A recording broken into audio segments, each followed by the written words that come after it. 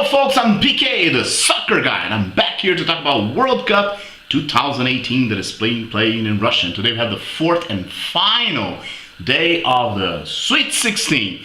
The first match played between Sweden and Switzerland.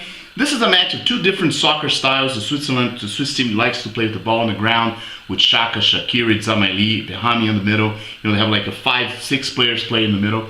And they always try to use the players on the side with Shaqiri and Rodriguez. Xhaka is kind of an old-fashioned player that kind of moves slowly and moves the ball around. For the Swedish team, however, they have a very strong defense, and they focus and try to send the ball to the forward line with Berg and Toivonen. They have the number 10 player, Emil Forsberg, who is the playmaker of the team, and that's how the match, is supposed to be played.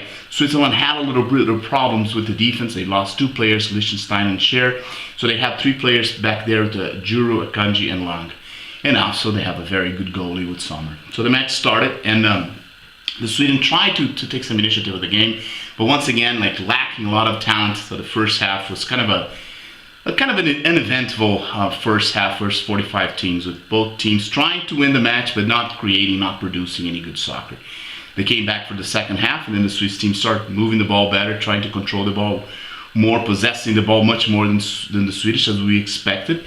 And then, minute 66, Emil Forsberg, in an individual play, gave the ball to, he created the play, gave to Toivonen, got the ball back, and took a very strong shot, which is one of his best characteristics. The ball touched the player, the defense player, Kanji of the Swiss, and gave the goal for the Swedish that had the lead, that took on the lead.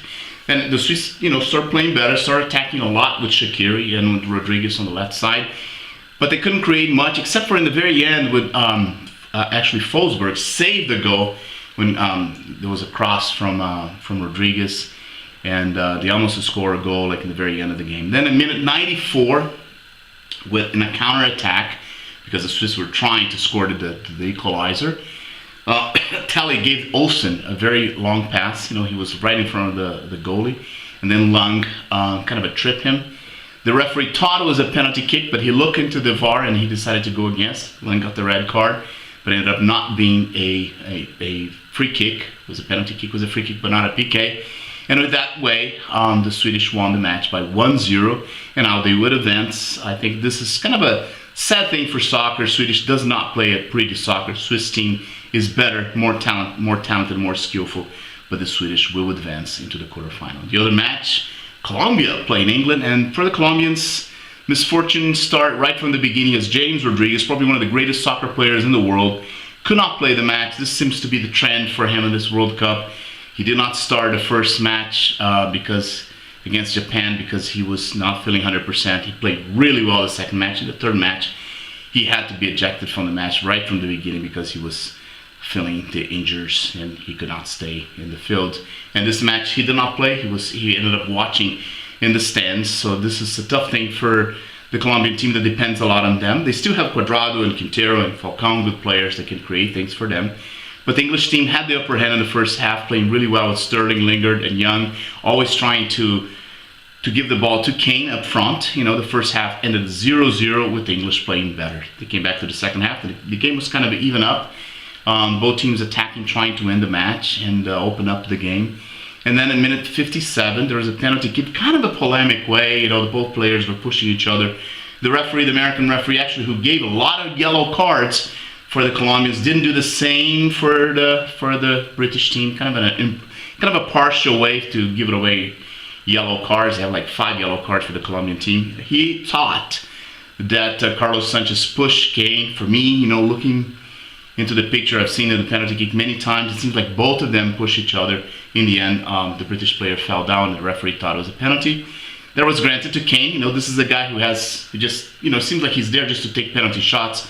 It's kind of unfortunate for soccer to see a guy having one ball hitting his leg and ended up in the goal and then scored 4 goals by penalty kick and being the leading striker of the 2018 World Cup. I think that's kind of a bad thing for soccer. But anyway, he scored the first goal, giving the British the lead of the game. The Colombians start, trying to find the equalizer in the last 10 minutes, and it went for everything or nothing. They just really tried to put some pressure against the British that kind of went back, and I think it was a big mistake from the British. And Uribe took a shot from very far. The British goalie made a fantastic save right on the sequence. Cuadrado sent the ball away, and Mina had the ball to give the Colombians the equalizer, and something that no one could expect that to happen in minute 94. The teams went to overtime. The British seemed shocked with the Colombian goal in the end, and the Colombians had the upper hand in the first half of the overtime, and then in the final time of the overtime, the British controlled the game. They played better. They could have scored a goal, but the match ended up 1-1. Then it went to the penalty kicks. Falcão scored the first for the Colombians. Kane, once again, scored another penalty for the British, and Cuadrado scored for the Colombians. Rashford, who just walked into the field to take the penalty kicks, is 19 years old, scored for the British. Muriel, this one, all the first 4 penalties, they took like very hard shots. Muriel kind of used finesse and gave the Colombians another lead on 3-2 on the penalty kicks. And Henderson, missed the penalty. He took a tough shot, hard shot, but Ospina made a fantastic save for the Colombians, giving them the chance to win the match. Uribe took the next shot, took a very hard shot to hit the post, missing the lead for the Colombians. Trippier gave the equalizer for the British, and Baca, of course, with the psychological down, took a very bad penalty shot and the goalie saved. And then finally Eric Dier gave the British the victory on the penalty kicks, and the English will advance, and they will play Sweden. Once again, I think the team that had better technique, better skills, lost. And that's a very bad thing for soccer. I think if James Rodriguez had played that match, I think the Colombians would probably win. But unfortunately, that's not what happened today. So tomorrow, I will come back to talk about my predictions for the quarterfinals. I'll see you next time.